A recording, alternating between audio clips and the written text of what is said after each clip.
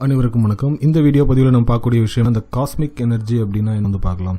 உடல் செயல்படுறதுக்கு நம்ம சாப்பாடு சாப்பிட்றோம், ஒரு விதமான எனர்ஜி கிடைக்குது. நம்முடைய மனம் செயல்படுறதுக்கு இருக்கக்கூடிய எனர்ஜி தான் காஸ்மிக் எனர்ஜி அப்படின்றது. பொதுவாக இந்த காஸ்மிக் எனர்ஜி கம்மியாக இருக்கிறவங்க ஈஸியாக கோவப்படுவாங்க, நிறைய டென்ஷன் ஆவாங்க, நிறைய பிரச்சனைகள் அவங்களுக்கு மட்டும்தான் இருக்குது அப்படின்ற மாதிரி நினச்சிட்டே இருப்பாங்க.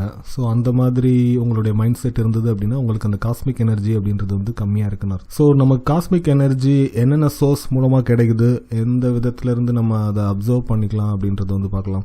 ஏன்னா இந்த காஸ்மிக் எனர்ஜி நமக்கு தொடர்ந்து நிறைய கிடைச்சது அப்படின்னா நம்ம அவ்வளோ சீக்கிரம் எந்த ஒரு விஷயத்தையும் பற்றி கவலைப்படுறதோ, கோவப்படுறதோ, டென்ஷன் ஆகுறதோ, பயமோ, அந்த விஷயங்கள் எல்லாமே நமக்கு குறைஞ்சிடும். ஸோ இந்த காஸ்மிக் எனர்ஜியை மைண்டில் எப்படி ஃபீல் பண்ணலாம் அப்படின்னா ரொம்ப சிம்பிளான வே. காலைல தூங்கி எந்திரிச்சதும் மைண்டில் ஒரு ஃப்ரெஷ்னஸ் இருக்குல்ல, ஸோ அந்த ஃப்ரெஷ்னஸ் தான் காஸ்மிக் எனர்ஜி அப்படின்றது. இது ரொம்ப எதுவுமே தெரியாதவங்க புரிஞ்சுக்கிறதுக்காக இந்த எக்ஸாம்பிள் சொன்னேன்.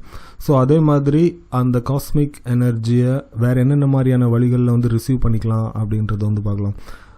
பொதுவாக மெடிடேஷன் பண்ணிங்க அப்படின்னாலே உங்களுக்கு காஸ்மிக் எனர்ஜி அதிகமாக இருக்கும். அதே மாதிரி ஓப்பன் ஸ்பேஸில் அடிக்கடி உட்காந்துட்டு இருந்தீங்க அப்படின்னாலும் காஸ்மிக் எனர்ஜியை நீங்கள் நல்லாவே ரிசீவ் பண்ணலாம்.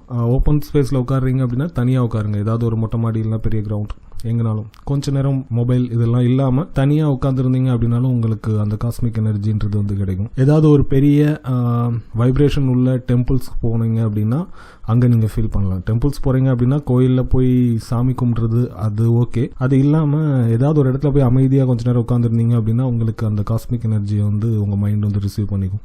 எல்லாத்தையோட நான் யூஸ் பண்ணக்கூடிய மெத்தட் சன்ரைஸ் இல்லைனா சன்செட்.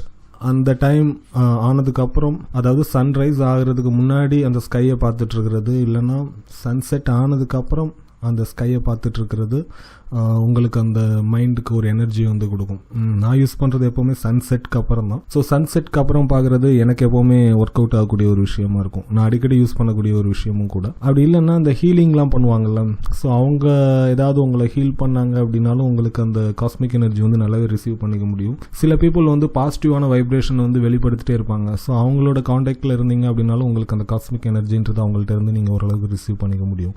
சிலர் அந்த மெடிடேஷன் ப்ராக்டிஸ் அதிகமாக பண்ணிட்டு இருந்தாங்க அப்படின்னா அவங்களுக்கு அந்த காஸ்மிக் எனர்ஜி அதிகமாக இருக்கும். அவங்களோட பழகுனீங்க அப்படின்னாலே, இல்லை அவங்களோட பேசுனீங்க அப்படின்னாலே அந்த காஸ்மிக் எனர்ஜியோட ஃபீல் கிடைக்கும். ஸோ உங்களுடைய மனம் செயல்படுறதுக்காக இருக்கக்கூடிய எனர்ஜி தான் காஸ்மிக் எனர்ஜி. ஸோ விரக்தியாக இருக்கிறவங்க, ஏற்கனவே சொன்ன மாதிரி டென்ஷன், கோபம், படபடப்பு, பயம், இந்த மாதிரி விஷயங்கள் இருக்கிறவங்க, ஏதாவது ஒரு பிரச்சனையை பற்றி கவலைப்பட்டுட்டே இருக்கிறவங்க, ஸோ உங்களுக்குலாம் இந்த காஸ்மிக் எனர்ஜின்றது கம்மியாக இருக்கும் மைண்டில். இந்த வழியில் ஏதாவது ஒரு இதில் முயற்சி பண்ணீங்க அப்படின்னா அந்த காஸ்மிக் எனர்ஜியை ரிசீவ் பண்ணீங்க அப்படின்னா அந்த பிரச்சனைகள்ல இருந்து கொஞ்சம் வெளியே வர்றதுக்கு, இல்லைன்னா ஒரு ரிலீஃப் கிடைக்கிறதுக்கு சான்சஸ் இருக்கும். தேவைப்படுறவங்க இதை முயற்சி பண்ணி பாருங்க. நன்றி.